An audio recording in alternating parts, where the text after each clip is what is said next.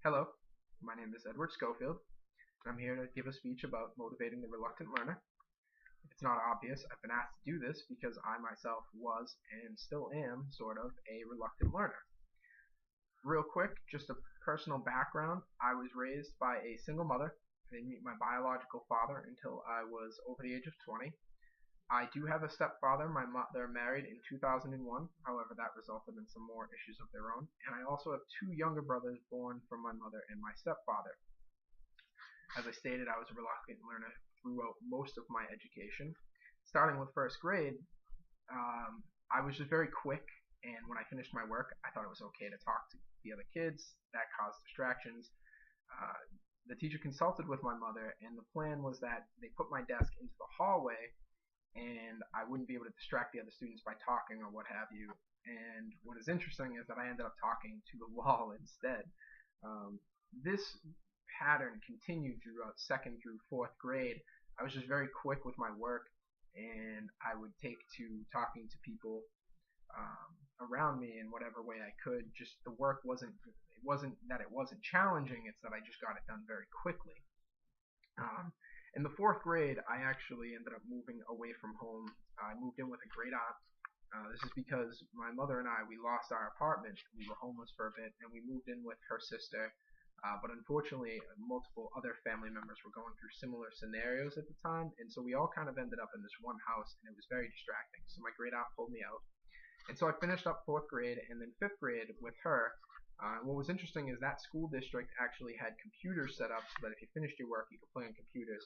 And so I was a little distracted at the time. I didn't get into it with any students after I finished my work or anything like that.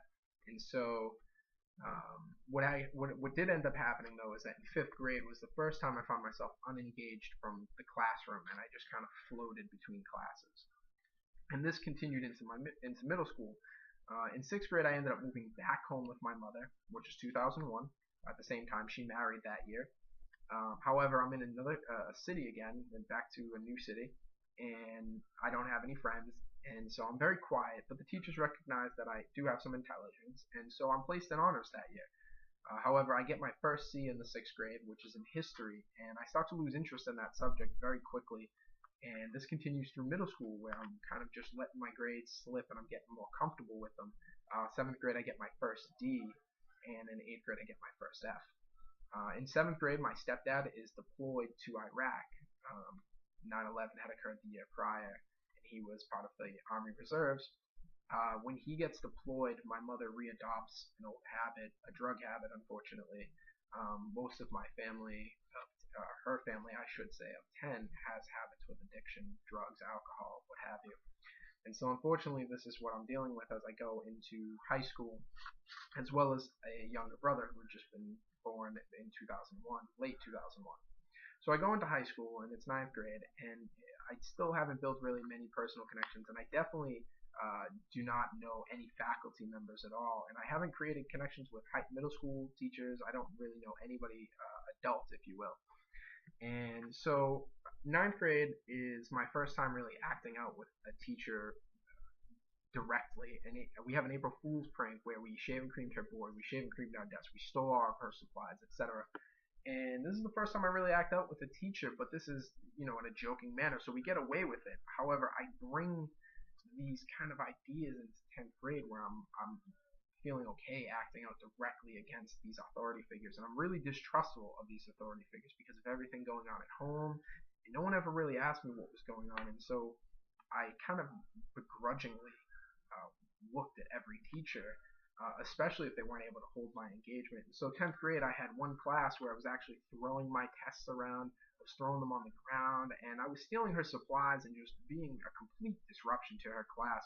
And one of the things she did that really bothered me was she called my mother one day during class time, and it was extremely embarrassing, and I never forgave her for that. I do now. I'm older. I get why. But that was one of those things that it really created a disconnect between the two of us, and I just couldn't get past it. And so for the rest of the year, we never resolved our issues. And so I go into the junior year with these kind of thoughts, and this becomes my worst year. I'm in constant confrontation with two teachers who remind me of this one that I was having issues with in 10th grade. And I received an absurd amount of discipline from both of them, as well as my dean, who I'm getting sent to at least once to twice a week. Sometimes I'm getting sent there 5 times a week. I was getting a lot of detentions, in-house suspensions. In one of the classes of the 2, I was actually labeled a ringleader and was sent to the dean for the last 2 months of that class. And so on a daily basis, not weekly, excuse me, I would be going to this office and sitting there instead of going to class because the teacher did not want me in that room. Now I go into senior year and I don't really think I have much of a future. I don't have the money for college. I never really thought about college, to be honest. And I still don't really trust teachers, and I don't really trust the faculty, and nobody knows anything about me. And there's this one teacher who I walk into her room, and she actually really dislikes me. I found that out later, which is interesting. But she didn't give me any discipline for my actions. In fact, she just matched my own attitude and sarcasm with her own. And on top of that, she challenged me in a way that didn't ask me to be uncomfortable. There's one incident that I recall, it happened early in the year, which really changed my perception. And that is that we had a lunch block, which meant that class was for an hour and a half, and she gave us an assignment. I didn't start the assignment. I was trying to just fool around, and I figured I would start it after lunch. And she didn't like that. So she moved me up to the front of the room, and I obeyed. And I sat down, and I started sleeping. And I was joking around, and she thought that moving me would help me do the assignment. So I looked at her, and sarcastically and mockingly, I told her that I would get it done after lunch, and that when I did, it would be an A. And she agreed, and she didn't try to discipline me. She didn't send me to the office, nothing like that. She let me go to lunch, and before we left, she said to me, "You better do it when you get back."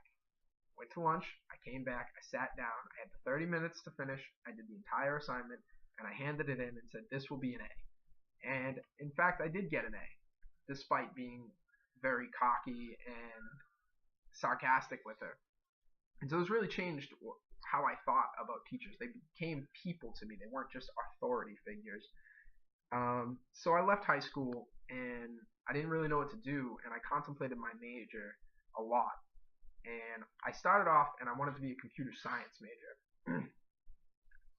But what kept coming to my mind was this one teacher who really left an impact on me, and I don't think she really knew until I started writing about her, and I don't think I really knew until I started writing essays for her or about her. I ended up in college, and they kept talking about high school, and I had to take like psychology classes, things like that. And we're always talking about ourselves and what we've been through. And so what ended up happening was, after all this, I decided that I wanted to be able to give back the same thing that this person did for me. So, needless to say, I'm not a computer science major. I've decided to be an English major, and I'm going to teach secondary education. That is my minor. And as I close this video out, unfortunately, I didn't have a lot of time, so I couldn't go into as much detail as I would have liked. But I'd like to leave you all with a quote that I really enjoyed, and I think it sticks true. I've learned it with my education program thus far at Salem State University, where I'm currently recording this video, actually. And that quote is, "Students should model themselves after a teacher they can see themselves becoming." And that is what I've chosen to do, and I think that part of motivating reluctant learners is really connecting with them on a personal level. That is absolutely important. Nobody ever asked me what the problem with me was. Nobody ever asked if there was something they could help me with, if I had issues at home. There was nothing like that.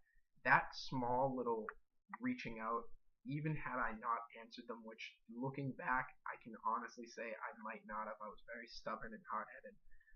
But that motion, showing that they actually do care and that I'm not just a student, I'm a person, that would have made a huge difference. And I hope that some of this video, despite being short, will help you all. Thank you for your time.